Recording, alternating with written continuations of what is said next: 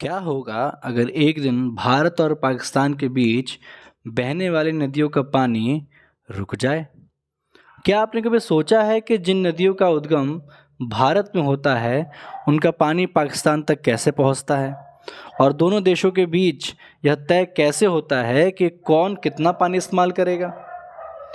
आज हम बात करेंगे दुनिया के सबसे महत्वपूर्ण और सबसे सफल जल संधियों में से एक सिंधु जल संधि, इंडस वाटर ट्रीटी की, जो 1960 में भारत और पाकिस्तान के बीच हुई थी और आज भी दोनों देशों के संबंधों में महत्वपूर्ण भूमिका निभाती है।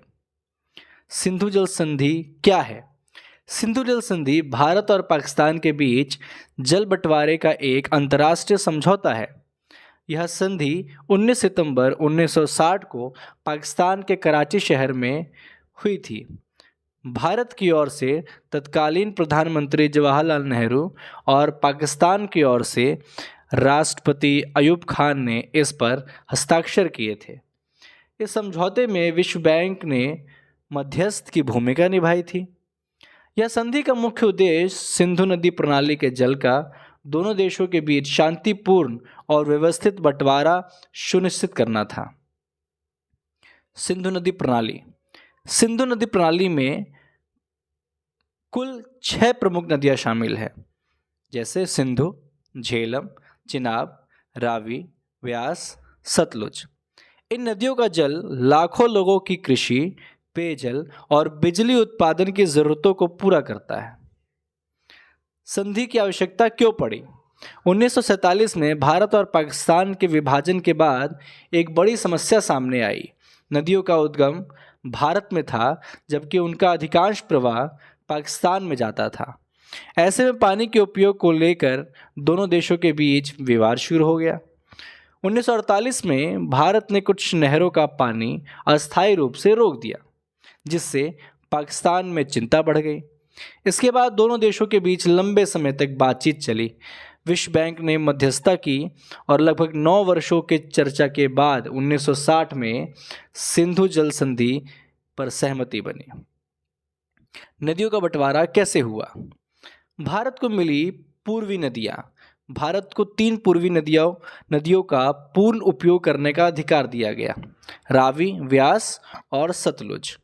भारत इन नदियों के जल का उपयोग सिंचाई, पेयजल और बिजली उत्पादन के लिए स्वतंत्र रूप से कर सकता है। पाकिस्तान को मिली पश्चिमी नदियाँ।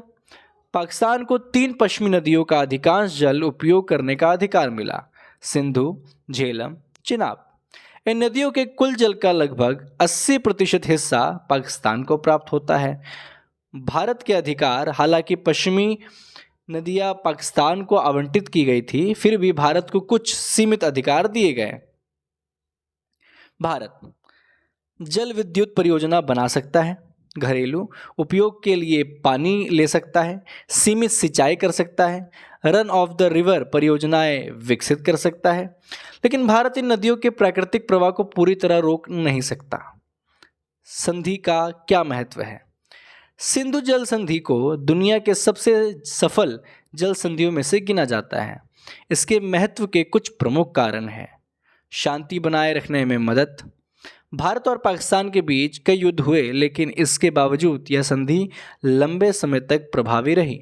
दूसरा, कृषि के लिए महत्वपूर्ण। पाकिस्तान की अर्थव्यवस्था का बड़ा हिस्सा कृषि पर आधारित है, इसलिए सिंधु नदी प्रणाली उसके लिए जीवन रेखा मानी जाती है। तीसरा, जल संसाधनों का प्रबंधन। यह संधि दोनों देशों को अपने जल संसाधनों का बेहतर प्रबंधन करने में सहायता करती है। अंतर्राष्ट्रीय उदाहरण। दुनिया के कई देश इस संधि को अंतर्राष्ट्रीय जल विवादों के समाधान का एक सफल मॉडल मानते हैं। प्रमुख विवाद क्या है? समय समय पर इस संधि को लेकर कई विवाद भी सामने आए हैं। बगलिहार परियोजना। जम्मू कश्मीर में भारत द्वारा बनाई गई बगलिहार जल विद्युत परियोजना पर पाकिस्तान ने आपत्ति जताई थी।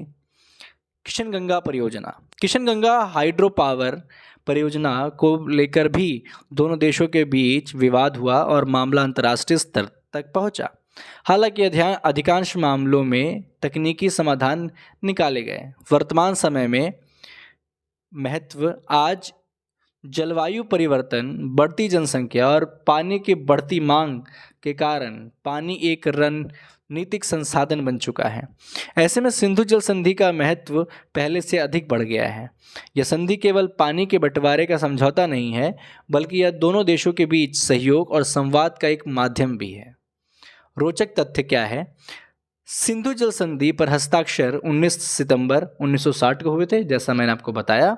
विश्व बैंक इस संधि का गारंटर और मध्यस्थ रहा है। यह दुनिया के सबसे लंबे समय तक चलने वाली जल संधियों में से एक है। पाकिस्तान को लगभग 80% जल और भारत को लगभग 20% जल उपयोग का अधिकार मिला। इस संधि के तहत दोनों देशों के बीच स्थायी सिंधु आयोग, परमानेंट इंडस कमीशन का गठन किया गया। क्या कंक्लूजन आया? सिंधु जल संधि केवल एक जल समझौता नहीं है, बल्कि यह भारत और पाकिस्तान के बीच सहयोग, कूटनीति और संसाधन प्रबंधन का एक महत्वपूर्ण उदाहरण है। आज जब दुनिया के कई हिस्सों में पानी को लेकर संघर्ष बढ़ रहे हैं, तब यह संधि हमें सिखाती है कि बातचीत और समझौते के माध्यम से बड़े विवाद का समाधान निकाला जा सकता है। इसलिए सिंधु जल संधि को केवल इतिहास का हिस्सा नहीं, बल्कि वर्तमान और भविष्य के लिए भी एक महत्वपूर्ण दस्तावेज माना जाता है। धन्यवाद।